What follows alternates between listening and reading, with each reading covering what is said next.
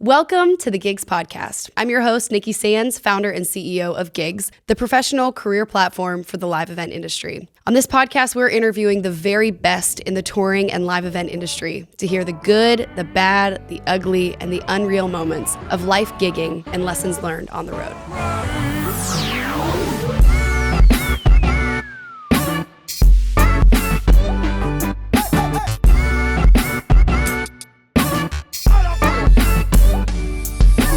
And today, we have a really special, awesome guest, Olly Rowland. Olly has lived the life we have all wished that we could live. A professional stuntman on Game of Thrones, Guardians of the Galaxy, Thor 2, Captain America, and many others. An adventure cameraman filming monkey bike races over the Andes Mountains into the Amazon rainforest. Tour manager for McFly, Bros, and Matt Goss. And currently handling my favorite, Dolly Parton's production, from shows and appearances to all TV and music video production. Olly Rowland, welcome to the Gigs Podcast. Thank you for having me. Very excited to be here. When I was writing this intro, I was like, oh, we're getting into it. I can't wait to have this conversation. Thank you. I know you're busy. So I want to just dive right into it. Let's go for it. Let's do it. You have accomplished so much and you have done some of the craziest things. And do you attribute a lot of this to what a doctor told you when you were 17?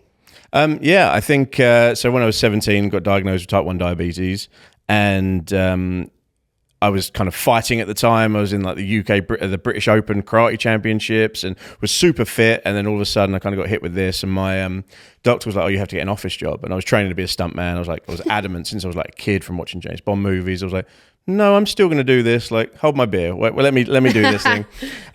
So, you know, and the doctors were very much just by the book, like, no, diabetes, you should work in an office. But the nurses who see it like day to day were like, you can do whatever you want.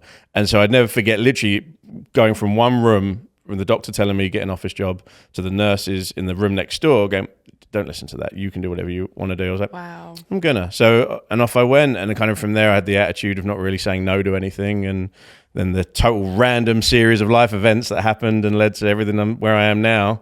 Insane. Yeah. And this is just this next part. I mean, where you're about to go. So how does type 1 diabetes affect your day-to-day then? If you're planning to be a stuntman, how would that have put a hold on your life? For me, a lot of it was just having to adapt to certain things, right? I mean, like silly things like getting into some ridiculous wardrobes. Like I remember on Thor specifically, you know, I would, much to the wardrobe department's annoyance, like cut a slit in my pant leg so I could give myself an insulin shot when we had lunch, because I needed to be able to access my skin somehow. So I'd like have a pocket knife. What was his costume? Oh, I was the main one was a marauder. So I was it was this huge, heavy, sweaty, like armored monster type setup. This helmet with these huge horns I had on. It was ridiculous. And what were you doing as a stuntman in that outfit? Costume. There was a load of different things. I mean, I did loads of different stuff in Thor. In that one in particular, we were taking over a village and just lots of fighting, sword fighting. I had my friends running me over on horses and gosh. Yeah, all that kind of stuff. Lots of falling down. How do you get run over by a horse and you're cool? Like, what's the most hurt you've ever gotten in playing one of these roles? It was on Captain America. I was doing what's called a jerkback, and in the scene, it was kind of old Captain America before he kind of gets like all the new outfit.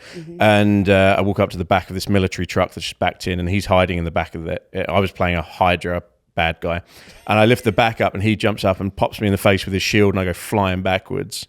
And we had to do like 15 takes of it. And I kept landing on my back in the same place. And you have like a spine protector on. But I kept landing on the same bit of my back. And after about 4 takes, I had to get rid of the crash mat because I moved the camera angle so they could see the floor. Whoa. So I had to go to concrete. And that's fine. It was a normal thing as a stuntman. So that kind of hurt a bit. But then 2 weeks later, I was practicing another stunt on a horse where I was riding bareback, going over a jump, over like a 5-bar fence. And the horse kind of freaked out in midair, and I then fell off the side, landed in the same point on my back, and then couldn't feel my legs for like half an hour. Like I thought I'd paralyzed myself. And so that was like, that's probably the worst thing I'd had that had anything. That wasn't on set, that was like training, but that was probably the worst worst thing.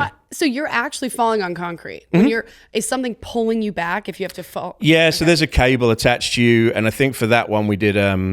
We had 3 of the other stunt guys kind of up on a platform. They were holding the other end, and basically on cue, they jump off the platform and pull the rope down, and then I go flying backwards. And you're actually hitting concrete. Yeah, hitting the floor. Yeah. So look, there's lots of tricks in movies. Like, you know, they don't want to just beat the stunt guys up. You know, they usually like will make a fake floor, or if they can put a crash mat in, they will. But in this situation, because they were seeing everything, it was. How do they do? I'm just thinking particularly of the movies that do the slow-mo where they're actually punching and like you're seeing it and their bones move. Like, are they actually punching? Yep. One of my friends, Dave Garrick, who's an amazing British stuntman.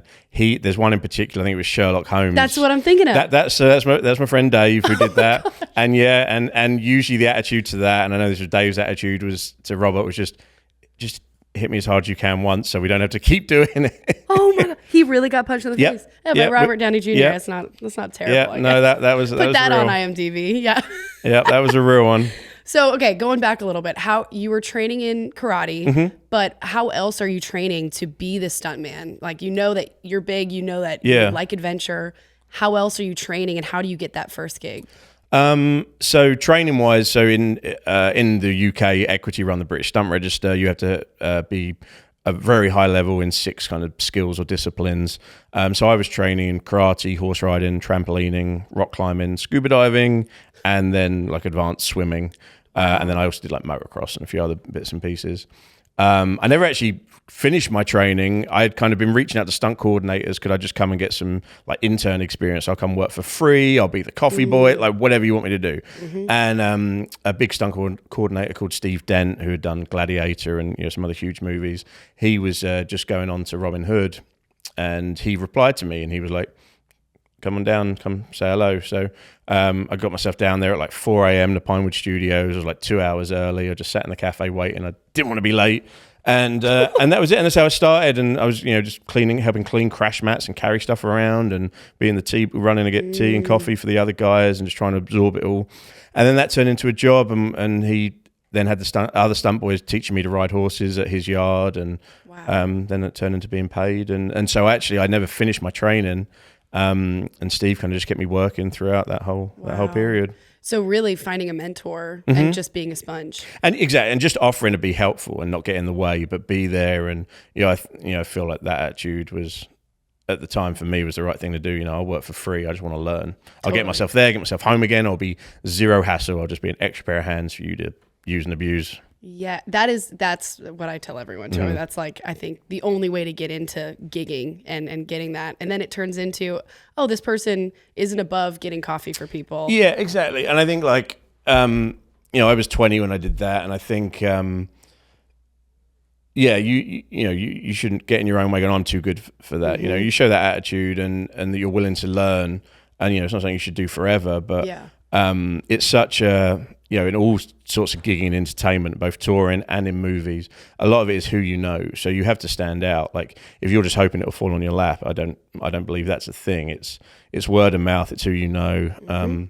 So to get your foot in the door, I think you have to go a bit above and beyond and show a good positive work ethic, and that you're not trouble, and that you want to learn, and that you respect everyone else who has more knowledge than you. And so that was my mindset. And I, like I said, I'd email stunt coordinators constantly, and Steve actually hit me back, and that was how it started. You were there 2 hours early. I was there 2 hours early. You're the last one to leave. Yeah, exactly that. That's it. Oh my gosh. Exactly that. Okay, so that's your first, and then you go on to do Thor and Captain America and all these huge movies. Yeah. I love Game of Thrones so much. Can we please talk about Game of Thrones? We can talk about Game of Thrones. So you're in season 5. 4. Season 4. Season 4, yeah, out in Belfast. Okay. How did you get on that one? What were you doing with them? And just describe just that experience. So I'd another company hired me called the Devil's Horsemen, at another big British, they're more horse stunt specific team out there. And so I just finished on Outlander up in Scotland with Steve, and then Devil's Horsemen asked me to go out on Game of Thrones in Belfast. So this was for your horse skills. Yeah, and I'll use the word skills very loosely. a lot of the guys I work with are insanely talented horsemen, and I just kind of fell into that area somehow. But yeah, so I went out there. One of my friends, Tom Cox, called me and asked me to come out and join him.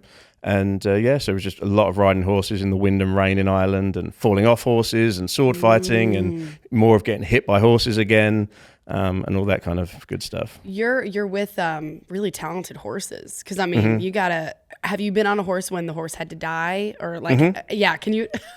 That kills me. I can't watch that. But how does that work when you're doing that? How quick is it?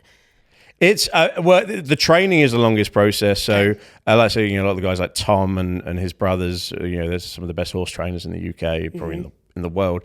And they, it's about a month to 2 month process teaching a horse to die at full speed, where it's running, and then they pull it over, but a lot of prep goes into it so they don't get hurt. Because if they get hurt, they'll never do it again. So we'll dig a deep falling bed, is what it's called. So it's about 2 foot deep. You'll aerate the soil. It'll be full of peat, super soft.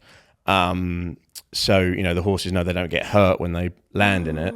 And so that's how they do it again and again and again. Because you could train a horse, but if you do it onto a hard floor and it hurts itself, I don't care what cue you're giving me. I'm not falling over again. Wow. So there's all little tricks to it that you couldn't tell from watching, but we fully prepare it so they don't get hurt. That makes me feel a lot better now watching it, because obviously they're not getting hurt, but they're just, anyways. Y'all are all so talented doing that. So you're season 4. So you were in. What was the best battle scene that you were in that you can remember? Oh, you put me on the spot there. I can't even remember. And a lot of it, bear in mind, there's just a big green screen behind me. So I have no idea what battle scene I'm in. So my gosh. we'll be up on a random hill or mountain in Belfast or by a lake, and there's just a huge green screen, like a 100-foot wide green screen behind us, and you'll have like 40, 50 horses lined up, and you'll all be on them, and then you'll just be lining up and charging at something, or you'll be on the floor having the horses charge at you. And wow. So. Oh my gosh. What is your favorite in all your work? Your favorite stunt that you've ever gotten to perform? Or one that you watched back and you were like, "Damn, I look great." A lot of the fight scenes are really cool. I got to do a lot of those on both Captain America and Thor. Were really fun. The big battle scenes are always great as well. Like the big, Snow White and the Huntsman. We had about 150 horses charging down a beach. Oh my god! And we had guys doing horse falls, and we had, it was crazy. And if there was some rocks and stuff on the beach that we were having to jump as we went over, and they're just really cool when you look at that and you look back. And when we did Exodus, a similar thing, we had all the chariots and we had us riding horses amongst the chariots. And I remember we got shouted at because I think a few of us were grinning. Well, because you're looking around, all your friends are there, all your mates, you're charging these chariots and horses, you're kind of grinning at each other like, this is cool. And you're like, we can see it on camera, guys. Stop fucking grinning. We see this on camera. Stop it. So that stuff's always fun because you're with your mates and you're having fun doing it. But yeah, a lot of the fight scenes on the Marvel movies were fun. And weirdly, the jerk-back, that was my first proper specific stunt I got to do, despite kind of hurting my back a bit, was... that was really a cool thing to. I can't wait to watch watch it. I can't wait to watch all these movies now. Yeah. Olly, I know him. Dang. Okay. So that was the one where you really got injured. Was there? So how long were you doing that? The stuntman work. So I started when I was 19, 20, and then I was pretty much doing it on and off all the way through until I was about 30 when I moved. So about 10 years to when I moved to America. So you're doing this all the while. You're taking a car from London to Mongolia. Okay, let's hear about this. So what?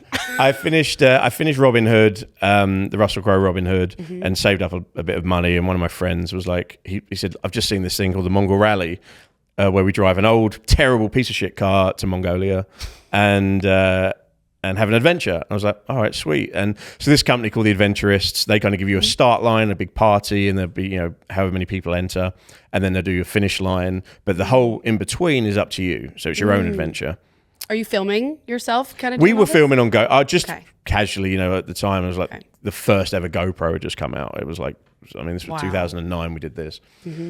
And so off we went, and we had this old Hillman Imp, which was it was an early 70s, terrible British car, a 0.7 litre engine. It was awful.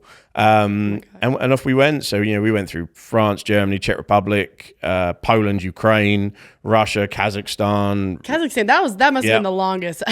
It was a fair, and you see all this stuff, and the point is, the whole thing for that company is you take a vehicle unsuitable for the journey, because then you have more stories to tell. If you took a Toyota Land Cruiser and you're just going to get there, it's no fun. But if you're breaking down, you're meeting locals, you're having these experiences, and you've got these stories to tell. And so that's the whole thing. It's like they want it to be difficult. They want you to meet the locals, embrace the culture, see this new stuff, that instead of you just sat on a motorway or a highway in a fully working modern car with AC and off-road so no capability. AC. No. How many times did it break down? Oh, I mean, from the start line in London, we broke down before we even reached Dover. So about 45 minutes in, we broke down. Our brakes failed. So we had to redo the brake lines in a gas station, still in England. Oh, my God. And then we got Dover to Calais on the ferry, and we were driving down towards Paris, and our electric stopped working. So we're on the highway. Everything just died. We're at the side of the highway in the middle of the night trying to figure that out. Do you have any crazy stories from a breakdown in a country? Did you meet interesting people? The worst one was in Kazakhstan. Our car actually broke, as in half. It folded in half. What? It was so old and rusty. So we were going down a highway, and they were super bumpy, like worst potholes in Nashville, and which is saying something. Yeah. And the car just folded in half, and the windows popped out, the gearbox opened up. Like the whole structure of the body of the car just literally crumpled. Oh my gosh! Just where it just got shaken to bits, and it was so old and rusty. How many days, weeks into this journey are you at that point? Kazakhstan was probably 3 and a bit weeks in, I guess. Oh my!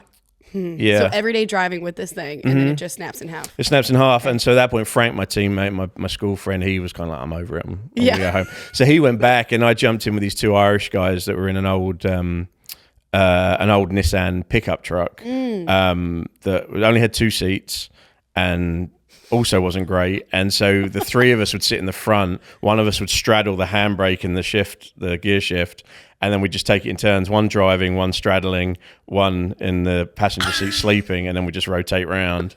And then by the end of the trip, we finished in that vehicle, but it only had 1 working brake. So the rear right wheel was the only one that would brake. We had to crimp all the others because they were leaking and burst. And this is insane. Yeah, so that was that trip to Mongolia. So that was pretty awesome. Did you just ditch that other car? We actually did it properly, and apparently we were the first people ever on that rally that started since like 2004 to dispose of our vehicle in the appropriate manner. So we went to like the Kazakh police and found the right way to go about signing it over. And then I have video footage somewhere of like all these Kazakh guys just swarming our vehicle once we'd signed it over and stripping it for parts and stuff like that. So they love the Westerners coming over and their crazy adventures. I mean, we negotiated to skip through the border. There was a huge line at the border in Kazakhstan. Okay. In no man's land, so we'd come from So we'd come out of Russia. Yeah. So we'd left Russia and been stamped out of Russia. We're in no man's land in between Russia and Kazakhstan, and we were chatting to some of the other guys, a lot of the people on the rally as well. They've been there like 24 hours waiting to get through. There's no stores, there's nothing. It's literally just a dead area of land. And the guards are coming up, and they kind of not in English, but trying to talk to everyone and communicate. And we had it was something stupid. We had like Velcro that we were sticking our iPod and whatever to the dash with. And we had some spare left over, and he's kind of going through our car, searching our vehicle, and he pulls out the leftover Velcro. You guys call it Velcro, right? Velcro. Yeah. Okay. Sometimes I'm not sure with the English to American. Okay. Yeah. So he pulls out this Velcro and he says, for me, I'm like, yeah. He says, come. And we skip this whole 2 mile long queue straight into Kazakhstan. He let us jump because we gave him some Velcro that was like $1 worth of Velcro. That's really valuable. What was he doing with the Velcro? I have no idea. I don't need to know. I know I got to jump a 24-hour queue and get straight in. So if you're trying to jump into Kazakhstan from Russia, bring Velcro. Great. And maybe that's the way to bribe a border guard is with Velcro apparently. So then, okay, take me into making it into Mongolia. What did you do once you got there? So Mongolia so we got through the border there, and there it's kind of you drive as the bird flies, I guess. There's not really proper roads unless you get into a city or a town. Okay. So you're literally just driving across the Mongolian steppe, like the Gobi Desert. So we drove, that took us probably 4 or 5 days to get from the border to Ulaanbaatar, the capital where the finish line was. And so you're just camping in the middle of the Gobi steppe, there's nothing around. You can see the curvature of the earth. It's crazy. Wow. Yeah, so we'd camp there, and occasionally you'd come across other Mongol ralliers that had set up a camp, and you'd go join them and sit around their fire or whatever. And that was it. And then we got there, and then you donate the vehicles at the end. And the whole idea is this charity thing. So they have a load of mechanics that fix up all the vehicles. They're all in working order, and then donate them to Mongolian families. Oh my gosh. So they then have a vehicle. So you leave it there, and then you fly home. And so we went on. We went on a little trip. We took some motocross bikes out into the desert for a while, and did some horse riding. And then we went down to Beijing and did a little bit of traveling, and then came back to England. And this is while you're still, gigging and being a stuntman on set. Okay. Yeah, so I did Robin Hood, did the adventure, and then I think I then got back to England and started on Warhorse after that. So I went straight into another gig. This is incredible. What then brought you to film monkeys into the Amazon rainforest? So that was monkey bikes. So Monkey bikes? The little motorbikes. It was a stupid adventure. So What? This one was another unsuitable vehicle for an unsuitable journey. It was so I flew out to Peru. It was the first time they'd ever done this one, and I'd been filming. At this point, I'd filmed a few different adventures out in the Arctic and other places, India and stuff, and I was meant to have a motocross bike. So the idea is, right, the guys taking part in the adventure have a much worse vehicle than I do, so I can actually be efficient in filming. Talking about the monkeys? The monkey bikes. Oh! There's no actual monkeys involved.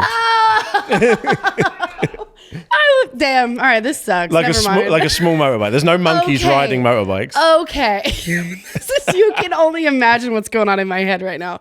Okay, I prefer your style of this thing. You're filming monkeys riding bikes? No, I wish, but Maybe no. that's your next thing. I'll look into it. Okay, all right, monkey bikes. So these mini motorbikes, you can't take anything on. They have zero engine power. They're terrible. And so I was meant to go out and film that. So basically, it was a trip across the Andes Mountains down into the Amazon rainforest. Wow.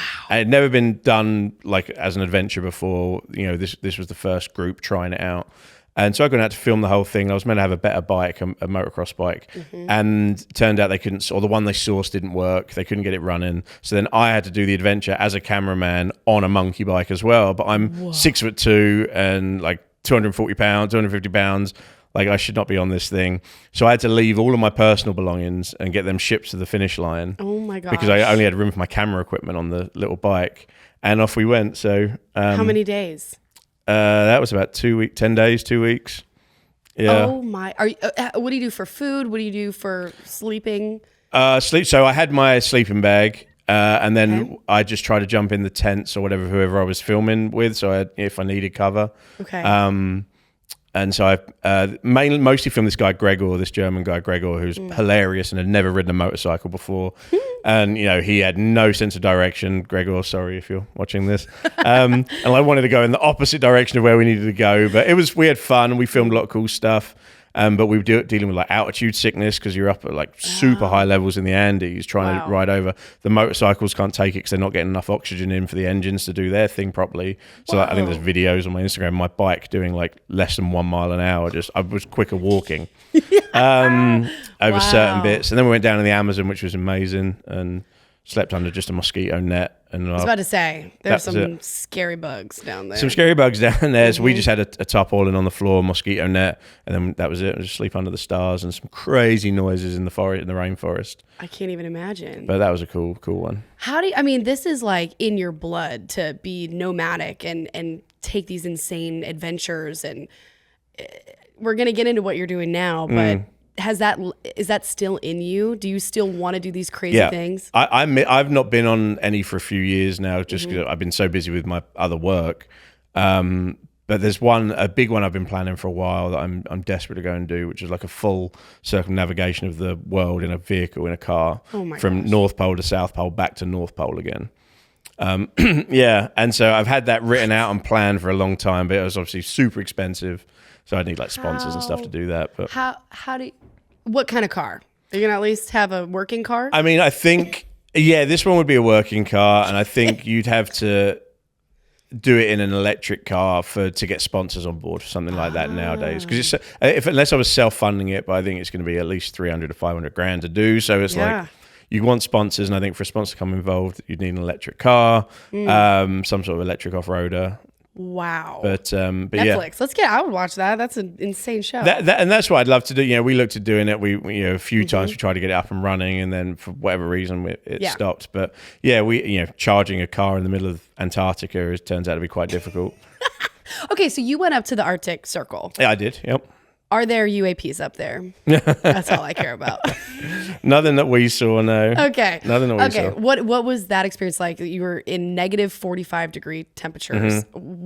What was getting up there like? And then why were you there? This is insane. So after the Mongol Rally, I met the owner of the adventure company, the adventurist, Tom, and we were chatting. I said, you guys should do a motorbike adventure. I was doing a lot of motocross at the time. Yeah. It was all about motorbikes. And he said, well, I'm thinking of one. Would you be up for testing it? I said, yeah, for sure. And that was it. That was all the info he gave me. And about a year later, he calls me. He said, I think I've got the motorbike adventure together. You'd go out to Russia, to the Ural Mountains, which is like northern Siberia, in the middle of winter, and ride up to the Arctic Circle. I was like, that sounds amazing. Amazing. So I was like, I'm in. He said, it's never been done before, so I don't know if it can be done. So you would literally be a guinea pig testing it. So I went out, and there's about 10 other guys up there, guys and girls up there. And we saw these old bikes, and they were old Russian Ural motorbikes. They weren't new. They were like from the 70s, 60s and 70s. Okay. Terrible ignition systems. I won't bore you with the details, but they were constantly breaking down and not working. One of the they just like the drama. Well, that's why, right? That's this whole thing with the company is they want you. The problem was there was no locals to then really interact with because you're in the middle of nowhere. So now you're just like stuck. So one of the scariest moments I ever had was we'd gone down a very wrong track thinking it was a road. And we were down there for about 3 days. One of the days it took us an entire day to get the bike started. So we tried starting it from 9 a.m. We didn't get moving till 10 p.m. Oh gosh! Just couldn't get. We had to light a fire under it because the oil started to freeze up. Wow! We had to, and you're trying to work on the bike, but as soon as your hands are out your gloves, after a minute you got to warm your hands up again. Yeah. And that takes like 10 minutes, and then you go back for a minute, and then 10 minutes of warming your hands up. So it was just a nightmare, and we got to the point where we ran out of gas, pretty much out of food. Oh my god! And we were like, we need to start walking back the way we came, and so we were packing up that morning. There was 4 of us on two motorcycles. It's negative 45, so we've been camping in that every night. Oh my God. And we were like, start walking. So we were literally packing to-go bags. We were going to leave a load of our stuff there and just hope for the best. And we hear an engine in the distance. Like, what is that? And we totally lucked out. There were 3 Russian hunters out wolf hunting in a huge 4x4 van thing that they had. Wow. And they're coming down this track, and they look at us, and they get out, and I assume this is what they said in Russian. What the fuck are you doing here? Yeah. And we just must have looked like shit. And on motorcycle. Yeah. So they get out and they look at everything we're doing, and they try to help get the bike started. They couldn't. And then they tied the bikes one behind the other to the back of their truck, and they towed us all the way up. And so it turned out we get to this town about 4 hours away up this track that we'd gone on a logging trail, and we'd missed the actual road we were looking for, the ice road, by... I don't know, it was by like 20 miles or 30 miles. Whoa. But it looked like to us on a map we were on this road, but we were not. Does GPS work in this? Well, part of the fun of it is not using GPS. Oh my! So we didn't take GPS. We just had paper maps. Part of the fun. Yeah. You're insane. Yeah. Okay. So they towed us out, and we turned up to this logging village. And again, everyone's like, what are you doing here? And we bribed a logging truck to put our 2 bikes on the back of the truck with the logs and take us to an actual town. And so we slept in the back of that truck while we traveled through the night off-roading. We eventually get there, he chucks the trucks out, and we find a local mechanic guy, and he helps get them fixed, and we carry on going. For how much longer? We were out for I think 12 days in camping every night in negative 45. Yeah. And what was the destination? Where did you go? All right, we did it. Now let's get to a warm house. Yeah, it's a city called Salakard, which is like pretty much the last city on. It has a huge statue to show the Arctic Circle, the literal border of the Arctic Circle. And so we got there. That was the finish line, and we kind of got a warm shower and hotel and alcohol, and I mean, and so eating was really difficult on that because everything froze. So like the first day, as we left the town we started, and we bought like a loaf of bread and all this other stuff, and we pull over to eat lunch, make sandwiches or whatever, and it's frozen solid. Oh my gosh! Like the bread was only good for like hitting in tent pegs. It was literally, you couldn't do anything with it. Wow. Same thing with water, and my other issue was my insulin. So that was my next question. So when we first got there, I'd kind of realized, oh, this is going to be a problem because obviously your insulin can't freeze. So I'd kind of figured out what layer in all my coats where it wouldn't get too hot that it would get spoiled. Oh my gosh. Or get too cold that it would freeze. So I had like a little thermometer and I would test it each time I was out and about in the starting town for the first kind of 3 days.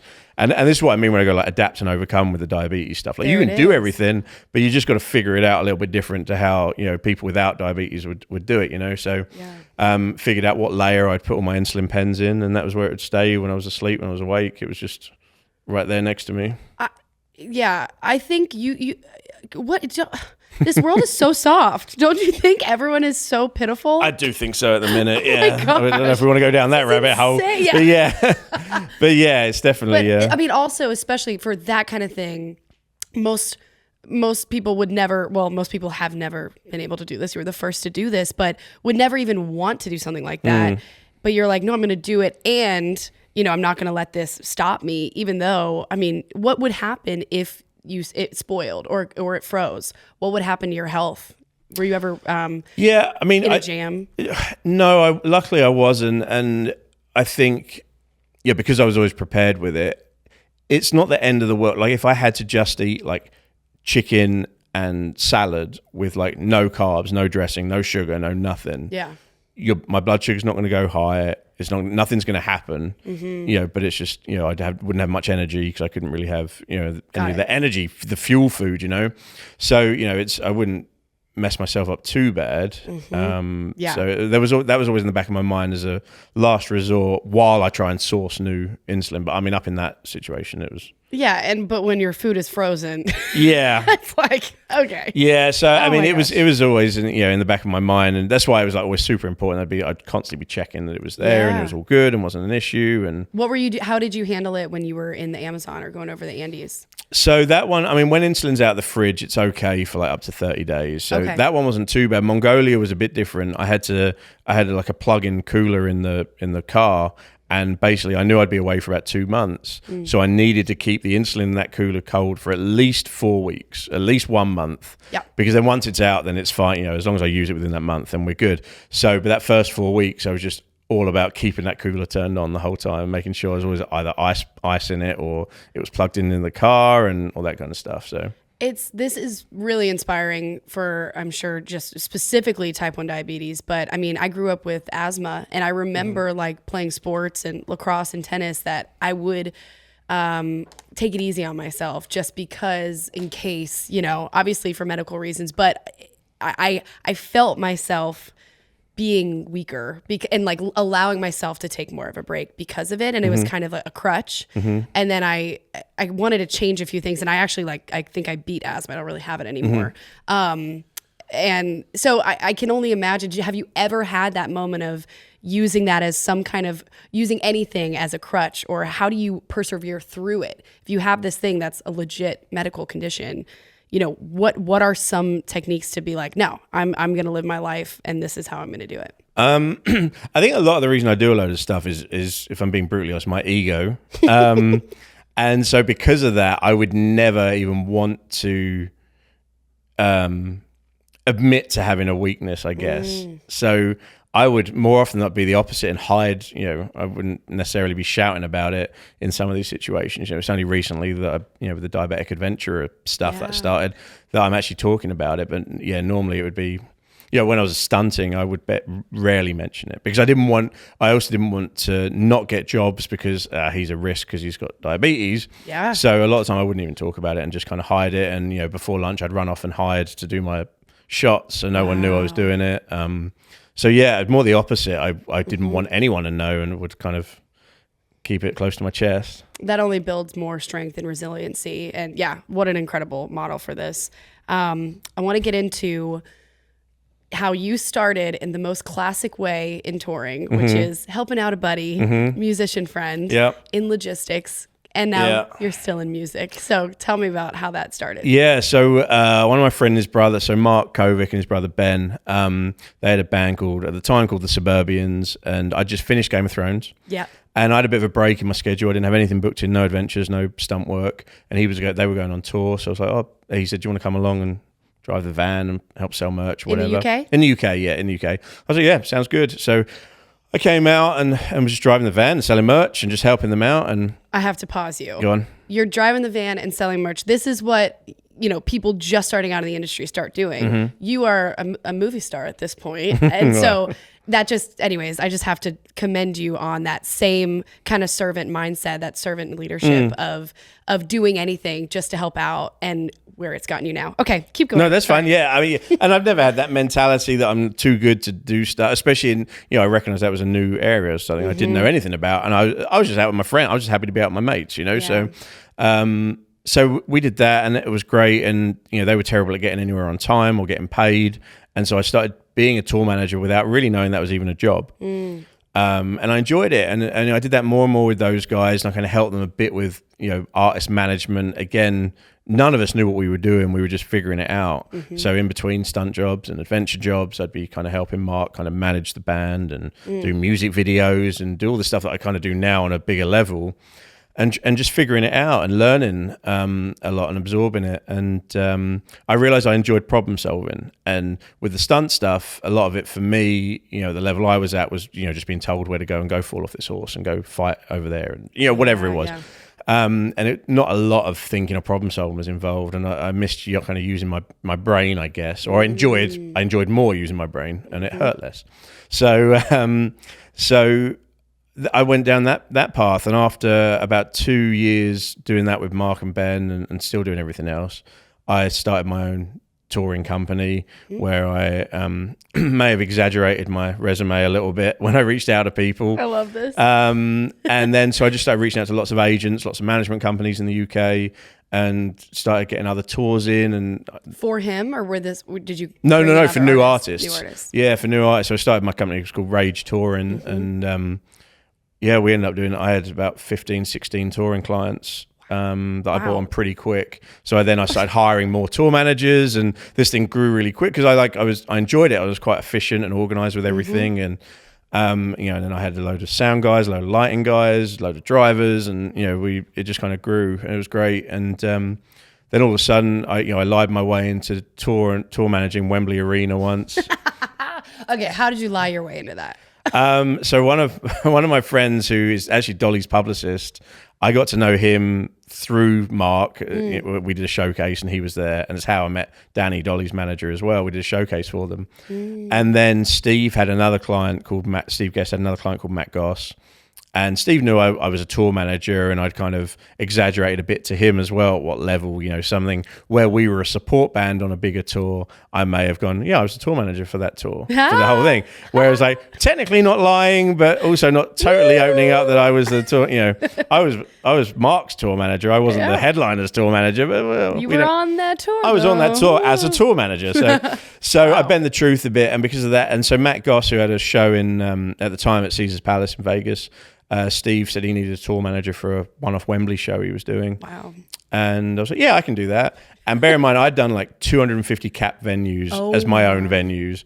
And I go into Wembley Arena, and I'm like, oh, fuck. Oh, my. But it's just being organised. It's just the same thing with more people. Were you production managing too? No, they had an excuse for a production manager, but so I kind of had to step in on some stuff with that. But yep. But yeah, I mean, it's just the same thing at a bigger level. It's more meet and greets. It's more audience. It's more comp tickets that friends and family have got that you need to make sure are seated. And, but you're still just making sure the artists are there on time and they get what they want and they sound check and they, everything else. So what does your prep look like for that? How are you? I was thrown in 3 days before. Oh my gosh. So minimal. So I turned up. He flew his band in from Las Vegas. I turned up at John Henry's for their rehearsal. And start figuring it out. And, I'm being asked to, where can they get some weed? Where can they get pizza? Where can they get all this stuff? And I'm like, I'll be fucked if I know. Let me try and figure it out. Like, a Domino's, can you send some pizzas?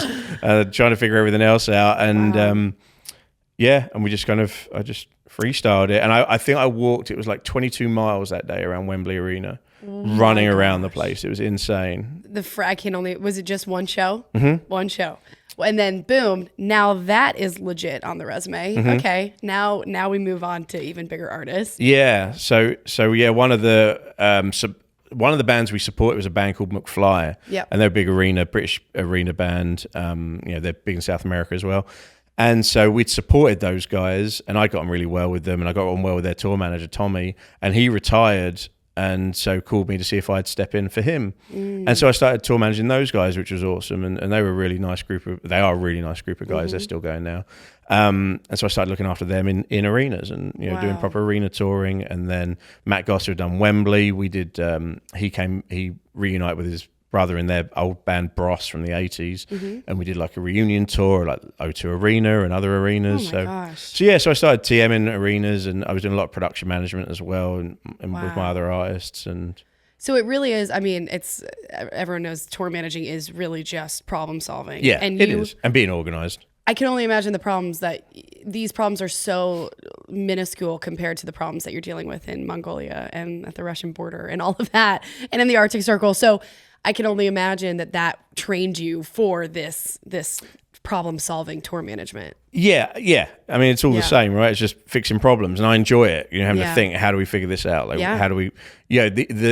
I've always had like the show must go on mentality with everything. So even if it's not a show, like Mongolia, like, well, I'm not just going to live in Kazakhstan. So how do I get to Mongolia? How do I get to the finish line? Yeah. Like, it's right. I don't want to give up because my ego won't let me. And so then the only option is to finish it. So how do I finish it? And what do I need to fix to get there? Wow. And then that's kind of my attitude to most stuff. So then you opened up a residency in Vegas at the Mirage. Yeah, so I did some arenas with Bros, so with Matt and his brother, and then he called me kind of September of 2017. So I just got back from Peru, the monkey bike thing. The monkey bike, the monkeys. With the monkeys. So I just got back from that, and he called me to see if I could come and set up his new residency. So he'd moved from Caesars over to the Mirage in Vegas. And so I was like, I thought about it for a bit. Rage touring was going really well, and I spoke to Mark, and I'm like, do you think, should I go out to Vegas? He was like, I mean, what an opportunity. And at the time, it was only meant to be for 2 months, and I had enough tour managers and all my crew together. Everything was running fine. I was like, well, I could run Rage touring from America for a bit. Screw it, let's go and see what happens. Why not? I don't like saying no to things. So off I went, and then that turned into me, Matt joining his management team and managing him after a couple of months. That turned into me living out there for like 3 years. Oh my gosh. We had a successful residency at the Mirage that ran for that long until kind of COVID shut it down. I met my now wife out there, Charlotte, and then COVID shut Vegas down. So then that was kind of when that brings me to where I am now, moved to Nashville. Okay, let's get into it. Well, last thing, what was I guess what's the hardest part of a residency and kind of opening that and managing it, or is that kind of the ideal dream? No, it depends, right? Because Matt was a big British artist, but in North America, not so much. So you're having to teach a constantly rotating market. It's never the same people in there for more than a week about who this guy is and why you should come see his show. And he was very, Frank Sinatra, Michael Bublé-esque kind of style show. And so it's coming up with the right kind of marketing materials and advertising and showing people like, this show's awesome, you should come and see this. So it's constantly marketing in a city where there's so much noise. How do you make yourself stand out? Like I did a huge publicity stunt, which everyone judged me for, but it worked out well. Okay. I hired every mobile billboard in Las Vegas. So it was like 21 mobile billboards. And I had them all wrapped in with Matt's promo for the show. I had a couple of digital billboards blasting music and showing video of the show. And it was actually, the Mirage wouldn't give me a billboard I wanted outside the hotel, and I was very angry about it. So it was my petty response was to hire like 21 mobile billboards and park them outside the front of the Mirage. Like fully expecting to get moved on by the police pretty quick. Oh my! And so I'm stood in the middle of the Vegas Strip just watching, like grinning. I've got photographers and press there with me, and no one moved us on. So we parked there for like 4 hours, and no one cared. I'm like, should we drive up and down the Strip then? I guess this isn't. I was thinking someone's going to tell us to leave because we were just blocking the whole of the front of the Mirage other than the entrance. Wow. So yeah, I did that publicity stuff, which was quite cool. Was that a high selling show? Yeah, we did well. We did well after that. We were a bit slow getting off the ground, and then the last kind of 2 years we did really well. So wow. So you're in Vegas. You meet Charlotte. And Danny. Nozell. So Danny, I'd met back in 2014. Yep. We did a showcase with Mark's band, which was then like New City Kings or Kovic, or I can't remember what they were called. We did a showcase for him with Steve Guest, the publicist, and Neil Warnock, the agent from UTA, and in front of those guys. And that was how I met Danny, and we stayed in touch. And I'd come out to Vegas to visit him once, and to Nashville to visit him once, and we'd kind of been texting and whatever. And and then in February 2020, when things were starting to get a bit weird. I was in Vegas at that point. You were? I was working for George Strait a little bit. Oh, okay, awesome. And I remember it was in the Bellagio. It was the Chinese New Year celebration in 2020. Everyone was wearing masks. And I was like, oh, what's this like coronavirus thing that everyone's like, I feel like I shouldn't be here. This is haha silly. Cut to March. So everything shuts down. Me and Danny have been texting, and I was like, before I figure out what I'm doing, like if I need to go back to the UK, because my work visa was only for Matt at the time. What have you got going on? Because we'd always wanted to work with each other, and me and Danny, and nothing had really come up that made sense. And he'd seen what was happening with COVID and built some sound stages, like TV and film sound stages here in Nashville. And but he didn't have anyone on his team with any TV and film experience. And through the stunt stuff, I'd also worked as like a head of department and done a lot of things. So I'd done stuff behind camera as well. And then I had the musical background. So he was like, kind of come in and see where you fit in. And so we'd been chatting about it. And he said, well, come in 2021. I was like, okay. So I was trying to figure out, me and Charlotte were trying to figure out what we were going to do. Yeah. And then all of a sudden he was like, actually, can you fly in tomorrow? I'm like, okay. Which is the Danny way, or anyone of those Danny's like, yeah, come in tomorrow. So I was like, yeah, fine. So I commuted between Vegas and Nashville for like 6 months. Wow. During COVID. Okay. Yeah. So I'd go to Nashville for 5 till Monday through Friday. Then Friday afternoon, I'd fly back to Vegas for the weekend to be with Charlotte. And then Monday morning back to Nashville again. And what were you doing when you were here? Setting up? So so they'd built the kind of sound stages, but didn't really have any support space around it, and we're kind of figuring out the actual like little intricacies that TV and film people want. And so I was kind of helping finish off that. And then the whole plan was, Dolly, Danny wasn't going to stop with Dolly and what she was doing. But he didn't want to travel her to New York. No one knew at the time with COVID what the deal was, right? It was a huge unknown. So, she wants to sleep in her own bed at night and not be traveling and not put her at risk. Yeah. So we're going to film everything here in Nashville, and, either via Zoom or whatever, we'll Zoom her into the studios for the UK. And then that was it. So I just came in and started producing all of her stuff. I think, I'm trying to remember what we did for Holly Dolly Christmas. Oh, yeah. So we did a Christmas TV special. So that was the first thing we did, and then we did all our interviews and stuff from there, and that grew. And then we did a Run Rose Run book with James Patterson, and then we do all of that promotion there, and so it just grew and grew. And then between Danny and myself, started an actual production company, Noz Entertainment, where now we produce all of Dolly's content, no matter what it is. We've filmed scenes for episodes like The Orville, Seth MacFarlane's The Orville. Yes. We did like the final scene for Grace and Frankie. We filmed at our studios. Really? We produced that. I didn't know that. Where they go up to heaven and Dolly's the secretary in heaven, like the nod to 9 to 5. So we filmed that there. We've done all these other big ad campaigns that Dolly's been involved in now. And then this year we kind of launched as our own production company, so we can do all of Dolly's stuff, but also we've new clients that want us to do stuff for them, not attached to Dolly at all. We can do that too now. So now I produce and run that side of things, as well as work on the artist management side. I'm involved with a lot of other Dolly stuff and help our other artists out with bits and pieces. And you were involved with the massive campaign, or no, it was a halftime show, the Dallas Cowboys. Last year, right? Yeah, so that was around Rockstar. That was around her rock album, yes, which was like her best-selling album ever, which was awesome. We had an amazing team, our marketing team and management team, just everyone we work with. It's just a great group of very talented people. And and so we did the Dallas Cowboys halftime show at Thanksgiving, which was amazing. Massive. Dolly was dressed as a Dallas Cowboys cheerleader and looked stunning. And she was showing them how it's done. And it was amazing. That was a great show. We had a lot of fun doing that. And so how do you, since you're on the management side too with CTK, how are you, getting these ad campaigns and then actually going to planning and execution? Is that, where do you feel, I guess, really drawn to in that creative side?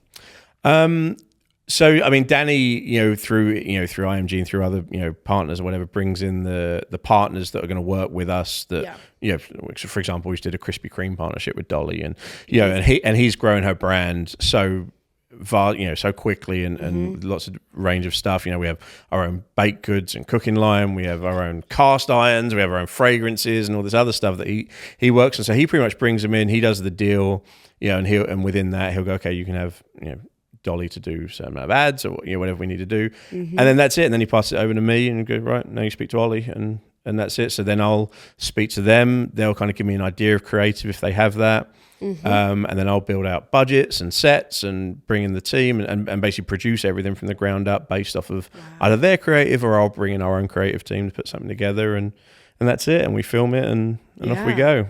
And you have hundreds of crew here based in Nashville that you use for this TV production? We do, yeah. Great local crew here in Nashville. We're really pushing to bring more TV and film here. Yes. Yeah, exactly. So, Danny's been spearheading a lot of stuff with that, with, the Tennessee Film Board and so forth, because there's so many talented crew in town and in the state. We had, we just filmed Dolly Parton's Pet Gala, which was a CBS TV special. Yeah. We had the best part of 300 local crew working on that. From camera operators, sound guys, hair and makeup, caterers, logistics, trailers, everything. We had all this. They all need to be on gigs. Yeah, we did. Well, exactly. But it's, there's so many talented, skilled people here. Yeah. And so we need the state to get on board because we don't offer the same tax benefits that, the likes of Atlanta and Georgia do and whatever. And it's just foolish. So we're kind of the attitude that if we build it, they will come. And we're going to keep filming here, and we're going to keep doing Dolly content here, and we're going to keep trying to push everything we can and producing it here. And then eventually, they're going to be forced to get in line because we bring so much, us, and we're just one group of people that bring so much to the economy for the, the gigs industry, whether it's our touring artists, we also have Megadeth and we're out constantly on tour, and Paula Abdul, who's just gone out on tour, and Maya, who's out on tour. We have all these artists that are constantly touring and employing, gigs, crew and everything out with them. And then on the TV and film stuff, there's so much that we bring to the economy here. So it's just silly that it gets ignored by the film board. Well, thank God you guys are starting that. And I mean, this is something, if you have this many people working in music, this is where I was a gigging professional where I was doing anything music and touring, but live events, TV production, film, I mean, it's the same type of person that gets on set and you're a sponge and you'll do whatever it takes. Is that same person that goes on tour. And so it's only natural that I think Nashville becomes a filming hub. 100%. It needs to be. There's no reason for it not to be. We've got state-of-the-art studios that we've built. There's other sound stations like studios we're in here. Yeah. There's all this stuff popping up everywhere that we can, that are making content. And it's kind of currently being ignored, which is so weird by the film board and stuff. So... Well, can you talk about what's coming? I know you just got off CMA Fest, a massive press release with Dolly. Yeah. And what is next year with Dolly specifically, and CTK and Nas? So we just did CMA Fest, did a big 6,500 square foot pop-up store, which I kind of project managed and put that together with Taylor from our merch team. And then that was that was like a day ago. It was like 2 days ago we loaded out. Yeah, we just finished that one. Well done. And then Dolly announced at the press conference we have a new wine brand coming out, which is great. Amazing. We have her new musical coming out on Broadway that she's been working on. So exciting. And her new hotel that's going to be downtown in Nashville, which is great. Wow. So yeah, we've got all of that. She's got her new cookbook with her sister, which is a big push we're doing this year called Good Looking Cooking. So her and Rachel Parton, I'm doing a lot of press and media with those two coming up. We've got other brands that I don't think I can mention right now, but we're filming ads and stuff for some of those guys for when they get announced and get launched. So yeah, we've got a very busy year still. Wow. And I mean, just your journey to get here, it seems like you're doing exactly what you're meant to be doing. And especially spreading, I want to give you some time to also talk about your advocacy for type 1 diabetes research. I know you just went to a gala, you just spoke and got Dolly to speak or have a video and sign guitars. So what you're doing for that community is incredible, especially just living it, and living this life. But I want to give the mic over to you to kind of share, your passion for it. Thank you. Yeah. JDRF are a great juvenile diabetes charity. They do some amazing work, and I worked with them briefly in the UK when I lived there.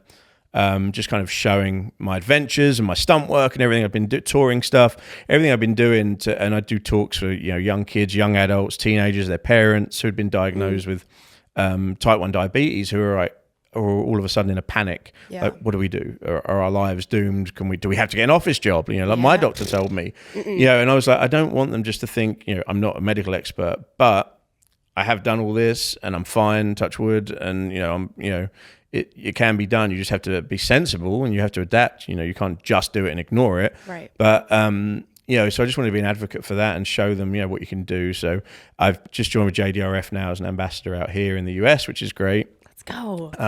So they're going to have me kind of touring around doing talks to, anyone really who's newly diagnosed who doesn't know what to do with themselves. And I kind of just show, well, you can do what you want. You just need to adapt and overcome really is the main message of everything. Adapt and overcome. That's beautiful. Yeah.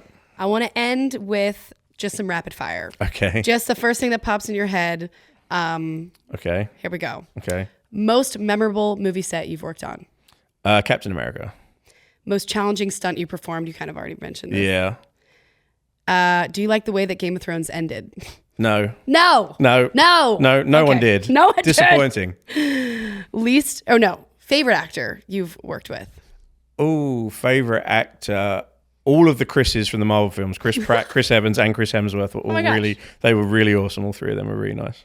Least favorite actor you've worked with? Oh, can I mention that? You don't have to. I'm not in acting anymore. Clive Owen. Okay. Yeah. We got the T.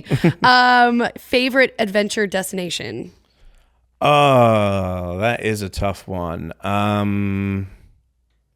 Weirdly, I loved the Arctic, despite being freezing cold. Lake Baikal was beautiful. It's the deepest freshwater lake in the world, and we drove motorcycles over it, and that was pretty stunning. Is that up in the Arctic? So that was a slightly different race. It's kind of more eastern Russia. Okay. And it was a race kind of over the frozen lake, which I fell through on an ATV. I have a random story where I fell in the water. We need another hour. I know. I'm sorry. But that was a pretty stunning landscape to be at. And then my second one's probably I filmed a boat race like in these old hollowed out trees with a bedsheet as a sail around Zanzibar, which is pretty awesome, up the coast of Tanzania and around Zanzibar. Both of those were beautiful. A boat race? We haven't even gotten into boats. I know. Okay, I know. Jeez. So then your next adventure is North Pole to South Pole, then North Pole. That would be what I'd love to do. Yeah. I need to see that. Yeah. Okay. Let's get on that. Dream project you'd love to work on? As in like a TV or anything? I would love to produce a full-length movie now, so a full feature movie. That's one thing I've not done yet. Obviously, I've done a lot of commercials and TV with Dolly, which have been amazing, and a lot of big ad campaigns, which have been amazing. But I would love to be able to produce a full movie from the ground up. Wow. And lastly, who's the most inspiring person you've met in your career? It's got to be Dolly, really, isn't it? I don't think I can say anyone else. And she's amazing. Cool boss. Yeah, she's amazing. She's the most amazing lady. Genuinely, she's exactly what you see on TV. She is so kind and caring and lovely and graceful and grateful. Everything she has. She's absolutely amazing. She remembers. And she remembers. I get birthday cards, Christmas cards from her. We got a wedding gift from her. She is so. She always asks how my wife is. She's. She is the most lovely lady. So her. Dolly for president. Dolly for president. I think we can all agree on one thing in this country. Yes, I think so. We can all gather around that. Yeah. Well, thank you so much, you for having Olly. me. Wow, what an incredible guest. I appreciate you. Thank you.